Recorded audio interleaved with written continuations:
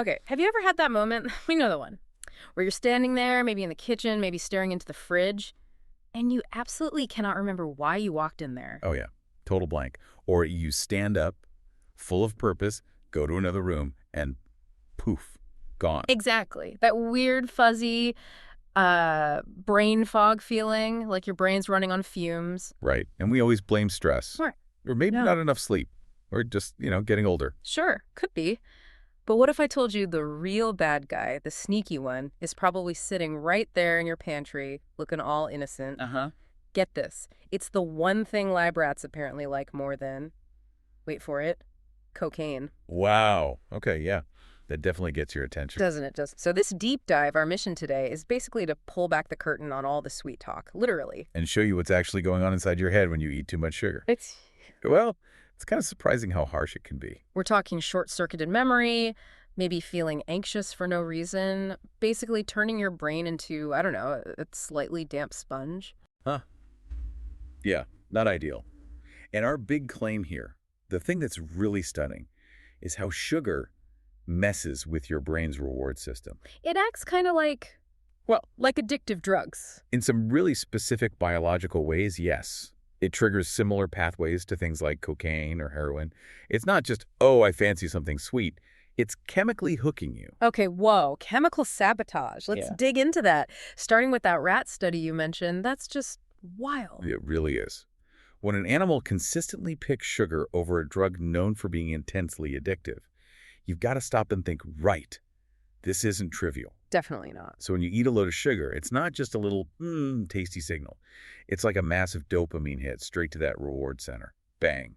Instant gratification. But it's not just about feeling good for a second, is it? It messes with other things too, hormones. Oh, absolutely. It throws your hormones way off balance. And that can directly lead to feeling anxious, like physically anxious. So it's not just in your head, like worrying about a deadline. It's your body chemistry freaking out.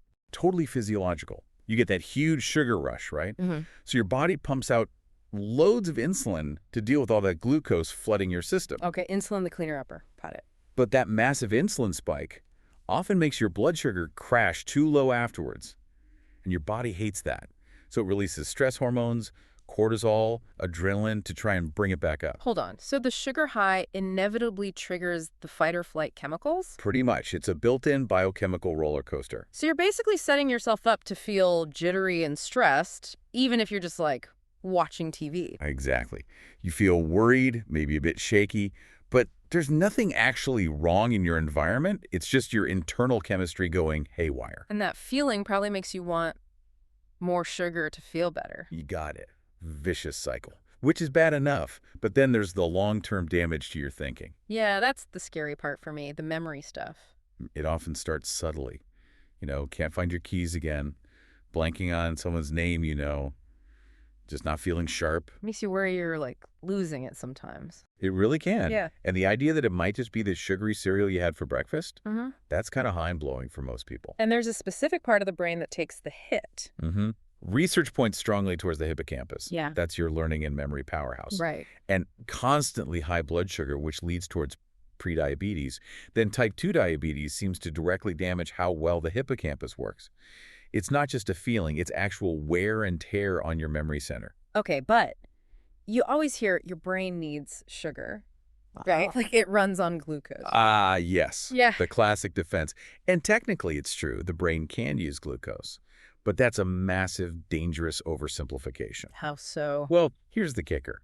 The actual amount of glucose your entire bloodstream needs, like right now, to function perfectly, it's tiny. Really tiny. Give us the number again. It's worth hearing twice. About 1 single teaspoon total in your whole body's blood supply. 1 teaspoon. That's it. That's the level your body's designed to keep stable for your brain and everything else to work properly. That's...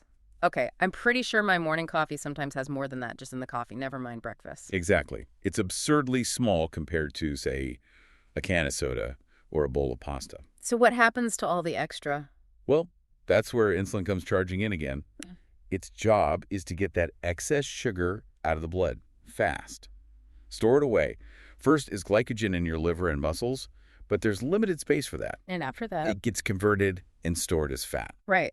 So constantly eating loads of sugar means insulin is working overtime all the time. Nonstop heavy lifting. Yeah. And your insulin levels, if doctors actually checked fasting insulin, not just blood sugar, Which they often don't. often don't, they'd likely find it's very, very high in a lot of people who think they're fine.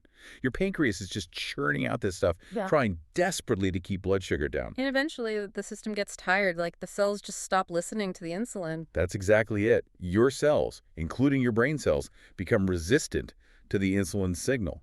They put their fingers in their ears, metaphorically speaking. Which leads to that crazy paradox you mentioned earlier. The ultimate irony, yeah. You end up with high blood sugar floating around that's diabetes, Yeah. but because of insulin resistance, your brain cells can't actually pull that sugar in to use it for energy. So the brain is literally starving for fuel, even though it's swimming in it.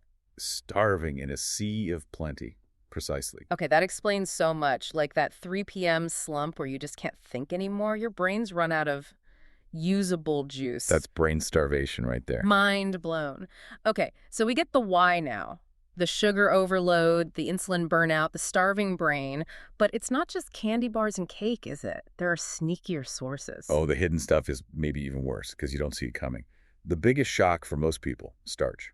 Bread, pasta, rice, potatoes, that kind of thing. Yep, things often seen as staples, even healthy.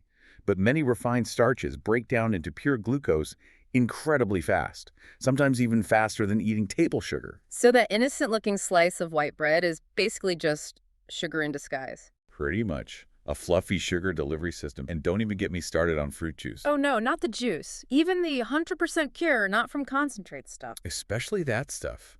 Think about it. You take several oranges, strip out all the fiber that would normally slow down sugar absorption, and concentrate all that sugar into one glass. Ooh, yeah. It's like a direct injection of sugar straight into your bloodstream. Yeah. Massive blood sugar spike, massive insulin response. Disaster. Okay, I'm convinced. Sugar and sneaky starches are bad news for the brain. But the fix sounds miserable. Are we talking just eating lettuce forever? No, not at all. It's Oh. actually simpler than you think. The main fix is just lowering your overall carbohydrate intake. Sugar, starches, the lot. Low carb, we hear about that a lot. Does it actually work for these kinds of issues? The results can be dramatic. Studies have shown, for instance, that type 2 diabetes can often be reversed. Actually reversed in as little as 10 weeks for many people on a well-formulated low-carb diet. Wow, reverse diabetes in 10 weeks? That's huge. So why isn't this like the standard advice everywhere? What's the catch? Well, there's a lot of cultural inertia. Decades of fat is bad, carbs are energy thinking. It's hard to shift that. But biologically, when you cut the carbs way down, Your body has to find fuel somewhere else. exactly, it switches engines. Instead of running primarily on glucose, which causes all those spikes and It crashes, starts using something else. it starts burning fat for fuel and producing ketones. Ketones, okay, heard of those. Keto diet stuff. Right. Ketones are a different type of fuel, made from fat, either the fat you eat or your own stored body fat. Right. And guess what?